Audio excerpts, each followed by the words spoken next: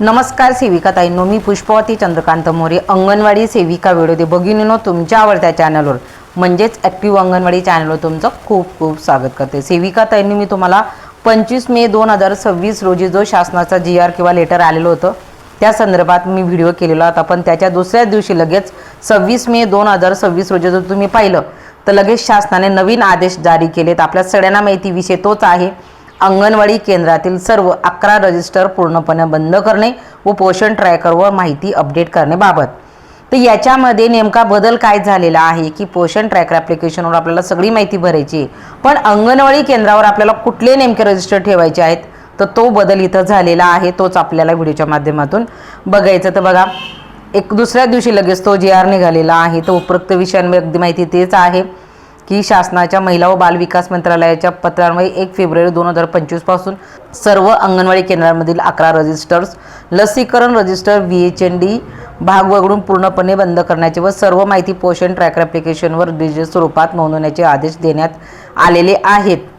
तर परंतु पोषण ट्रॅकर डॅशबोर्डवरून मार्च 2026च्या सांख्यिकीय आकडेवारीचे पुनरावलोकन केले असता राज्यातील अनेक जिल्ह्यांनी प्रकल्पांनी रजिस्टर्स बंद केल्याची माहिती अद्याप पोषण ट्रॅकर डॅशबोर्डवर अपडेट केलेली नाही।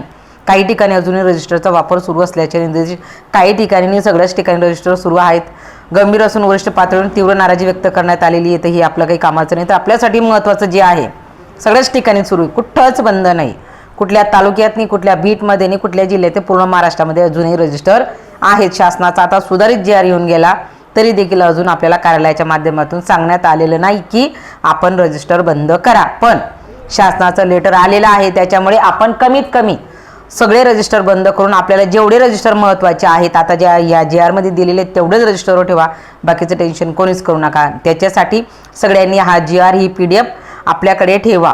आता तुम्ही कम्युनिटीच्या ग्रुपमध्ये असाल तर तिथे ही PDF आहे, मी याच्यावर स्क्रीनशॉट काढून फोटो टाकता येतील तर तो टाकण्याचा प्रयत्न करते, कम्युनिटीवर टाकण्याचा प्रयत्न करते, पोस्टर करण्याचा प्रयत्न करते, जेणेकरून आपल्या सगळ्यांकडे हे माहिती असणं खूप महत्त्वाचं आहे, म्हणजे आपण ठामपणे सांगू शकतो। कारण की ऑनलाईन कामामध्ये इतका वेळ जातोय तर त्याच्यामध्ये ऑफलाईन काम करणं अगदी कठीण आहे। त्याच्यामुळे जेवढे रजिस्टर कार्यालयात शासनाने जारी केलेले आहेत तेवढे रजिस्टर आपल्याला ठेवायचे। तर बघा, इथं सर्व रजिस्टर पूर्णपणे बंद करणे, सर्व अंगणवाडी केंद्रांमध्ये 11 रजिस्टरचा वापर तातडीने कायमचा बंद करण्यात यावा। परंतु बघा, आता हे आपल्यासाठी महत्त्वाचं काय आहे तेवढंच आपल्याला लक्षात ठेवायचं। तर बघा, इथं दिलेलं आहे, परंतु इथून सुरुवात होते कार्यालयाचे लेखा परीक्षणासाठी THR SCM आहार रजिस्टर। तुम्हाला त्या दिवशी पण बोलली होती, आता पण मी रिपीट करते, तेव्हा जरी याच्यामध्ये दिलेलं नव्हतं तरी देखील मी ते तेव्हा देखील सांगितलेलं होतं की आपल्याला पूरक आहार रजिस्टर आपल्याला ठेवायचं आहे। कशासाठी?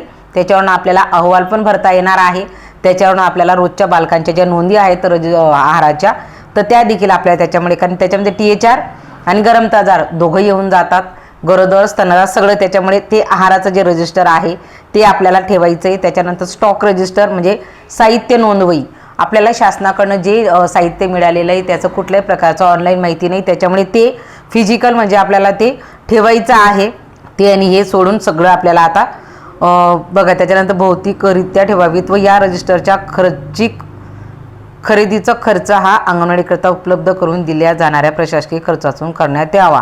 म्हणजे आपल्याला जे 2000 रुपये मिळतात साधील खर्चाचे तर त्याच्यामधून आपल्याला हा खर्च करायचा आहे। 2 रजिस्टर आपल्याला खूप महत्त्वाचे आहेत, THR SCM आहार रजिस्टर आणि त्याच्यानंतर स्टॉक रजिस्टर म्हणजे साहित्य नोंदवही।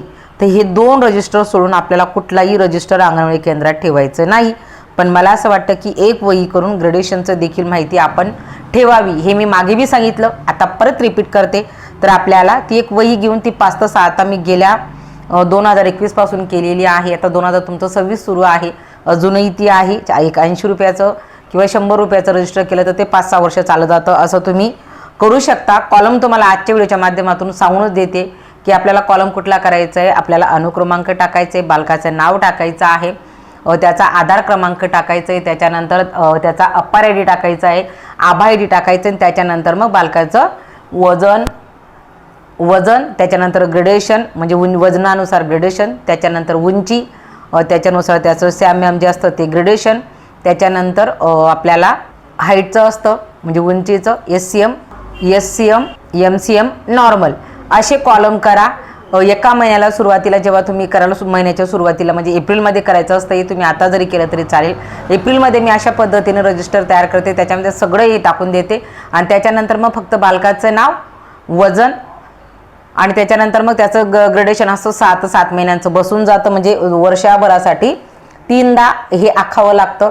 असं मी केलेलं आहे. त्याच्यामध्ये जन्मतारीख येऊन जाते, बालकाचा आधार येऊन जातं, म्हणजे बालकाची सगळी माहिती आपल्याकडे येऊन जाते. हे एकदाच करायचं, वर्षातनं एकदाच ही माहिती भरायची आणि जे मुलं नवीन वाढतील ते त्या पहिल्याच पेजवर लिहित चालायचे. अशा पद्धतीने हे रजिस्टर करून ठेवा, म्हणजे कधी आपल्याकडनं कोणी माहिती मागितली म्हणजे आपल्याकडे हा डाटा असेल. कारण अपर आय डी वय बाद बालक झालं की अपर आय डी बालकाची चालली जाते, त्याच्यामुळे आपल्याला बालकाचं, तुम्हाला परत एकदा रिपीट करते, अनुक्रमांक, बालकाचं नाव, जन्मदिनांक, वय, आधार क्रमांक, त्याच्यानंतर मोबाईल नंबर पण वाढवा, त्याच्यामध्ये मोबाईल क्रमांक पण वाढवा. मोबाईल नंबर, आधार क्रमांक झालं, त्याच्यानंतर मोबाईल नंबर, त्याच्यानंतर APAAR I D, ABHA I D. 3 ते 6चे बालकं असतील त्यांच्यापुढे अपार आय डी येईल आणि जे बालकं 3 वर्षाच्या खाली आहेत तर त्यांचा फक्त आबा आय डी क्रमांक येईल. तर अशी माहिती तयार करून त्याच्यानंतर मग ग्रेडेशनचे कॉलम मी सांगितल्याप्रमाणे तयार करा. 3 प्रकारचं ग्रेडेशन असतं, वयानुसार, उंचीनुसार आणि त्याच्या वयानुसार उंची, अशा 3 प्रकारचं आपलं ग्रेडेशन असतं. तर तसं बी तुम्ही वर टाकलं की वयानुसार ग्रेडेशन, तर त्याच्यामध्ये तुम्हाला वजन आणि ग्रेडेशन. त्याच्यानंतर दुसरं तुम्ही कॉलम टाकला उंचीनुसार ग्रेडेशन, असं टाकलं, त्याच्याखाली तुम्हाला उंची आणि ग्रेडेशन टाकायचं आहे. त्याच्यानुसार म्हणजे ग्रेडेशन म्हणण्यापेक्षा श्रेणी. त्याच्यानंतर वयानुसार उंची, तर त्याच्याखाली तुम्ही टाका वयानुसार उंची. याच्यामध्ये तुम्हाला फक्त MCM, SCM आणि नॉर्मल असे कॉलम करायचे आहेत. ग्रेडेशनचे जे रजिस्टर तुम्ही आखणार 5-6 वर्षासाठी, तर असं करायचं आहे आणि असं दर महिन्याला करत जायचं. फक्त आपल्याला त्याच्यानंतर वय टाकायचं असतं, ग्रेडेशन हे 3 प्रकारचं लिहायचं असतं. म्हणजे याच्याने आपल्याला सगळा डाटा किती वर्षानंतर कोणी आपल्याकडे आलं तर हे आपण देऊ शकतो. त्याच्यामुळे शासनाने जरी सगळे रजिस्टर बंद करा सांगितलं तरी आपल्याला हे रजिस्टर ठेवायचं आहे. हे ठेवा माझ्या मते. आणि त्याच्यानंतर हाराचं आणि एक साहित्य नोंदवही, तर अशा पद्धतीचे रजिस्टर तुम्ही करा. हा सुधारित JR आहे. त्याच्यामध्ये आधी सुरुवातीला फक्त VHND सांगितलं होतं, परंतु ह्या JR नुसार आपल्याला स्टॉक रजिस्टर आणि गरम ताजा आहाराचं जे रजिस्टर आहे THRचं, तर ते तुम्हाला ठेवायचं आहे. तर आजच्या व्हिडिओच्या माध्यमातून तुम्हाला जर माझं हे समजलं असेल तर ठीक, नाहीतर मी याचा जो नमुना आहे तो आखून व्हिडिओ करणार. पण त्याच्यासाठी मला कमेंट अपेक्षित आहे की जे मी आता तुम्हाला तोंडी सांगितलं त्याचा नमुना मी तयार करून व्हिडिओच्या माध्यमातून सांगण्याचा प्रयत्न नक्की करेल. पण त्याच्यासाठी जास्तीत जास्त कमेंट अपेक्षित आहे. जेवढे जास्त कमेंट येतील तेवढा मी नक्कीच हा व्हिडिओ करणार. आजच्या व्हिडिओपर्यंत एवढंच. धन्यवाद.